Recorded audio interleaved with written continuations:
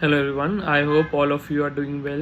So, one question which comes quite often to me is what all deductions are available in new regime. जैसे हम सब जानते हैं कि new regime of income tax क्या कहते हैं, अब जैसे एक डिफ़ॉल्ट regime बन चुका है एंड इसमें काफ़ी बेनिफिट्स दिए गए हैं इन बजट ऑफ 2023. तो और वो बजट अभी इस साल पे जो हम ITR भरेंगे इन फाइनेंशियल ईयर 23-24 तो उस पर एप्लीकेबल होगा. तो उसमें काफ़ी बेनिफिट्स दिए गए हैं और ऑल्दो इसमें एक मेजर रिपरकशन हमें रहेगा कि इसका हमें जैसे काफ़ी डिडक्शंस और एग्जेम्पशंस हमारी जो हैं वो उसमें विड्रॉ कर दी गई हैं. लेकिन उसके बेनिफिट हमें क्या मिला है, उसके क्या कहते हैं बाटर में हमें क्या मिला है कि हमें एक लोअर रेट ऑफ टैक्सेस मिले हैं. और काफ़ी जैसे न्यू रिजीम तो पहले से ही थी, लेकिन इन बजट ऑफ 2023 एक मेजर जो हमें बेनिफिट मिला है स्पेशली फॉर एम्प्लॉयज़ के लिए, जो कि एम्प्लॉयज़ क्या कहते हैं न्यू रिजीम ऑप्ट करेंगे, उनको एक स्टैंडर्ड डिडक्शन जो पहले नहीं मिलती थी तो वो स्टैंडर्ड डिडक्शन भी मिलेगी. और इसमें अब तो एक 7 लाख तक तो उनकी जो इनकम थी वो एग्जेम्प्ट थी ही. तो आफ्टर मतलब रिबेट क्या कहते हैं बेसिक एग्जामेशन लिमिट के बाद अप टू रिबेट जो है हमारी अंडर सेक्शन 87A वो 25,000 कर दी गई है. तो इफेक्टिवली क्या होगा कि आपका 7.5 लाख तक की इनकम तक आपको कुछ टैक्स नहीं है. तो और भी क्या कहते हैं कुछ डिडक्शंस हैं जो अभी भी हमें क्या कहते हैं न्यू रिजीम में मिल रही है. तो उसमें एक तो मेजर हमारी स्टैंडर्ड डिडक्शन आ गई, दैट इज़ फॉर एम्प्लॉयज़. अब एक चीज़ है जो एक बड़ी देखने वाली चीज़ है कि काफ़ी लोग उसमें ना थोड़ी गलती कर देते हैं. एक इंटरेस्ट ऑन हाउसिंग लोन है. तो उसमें क्या था, पहले तो हमें चाहे whether it was let out और self occupied we use to get interest का benefit exemption in under income under head house property.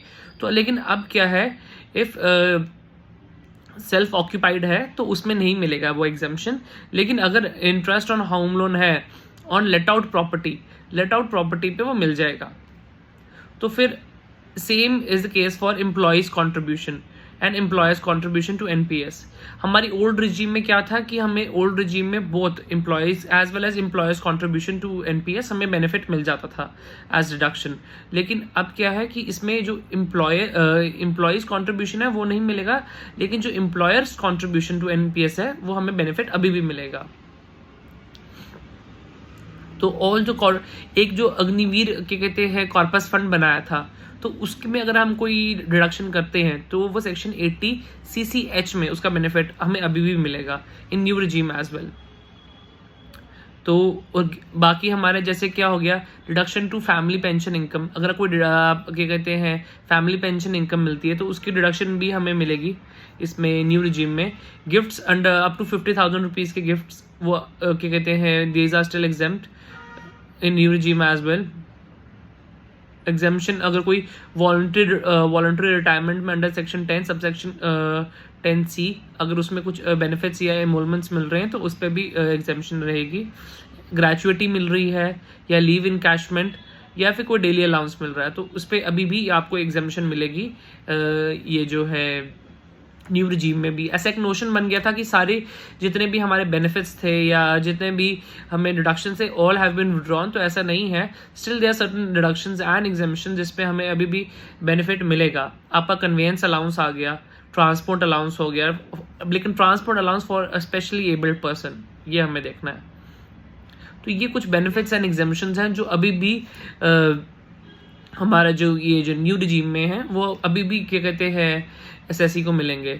लेकिन हमें मेजर चीज़ ऑप्ट करते वक्त न्यू या ओल्ड को देखना है कि इन केस अगर क्या कहते हैं लोगों के डिडक्शंस और exemptions in old regime are more than they should go for old regime. Otherwise new regime is far better. एक कंपैरेटिव एनालिसिस बना सकते हैं लोग कि बोथ रिजीम में कौन सा उनके लिए बेटर रहेगा, तो accordingly they can go for it.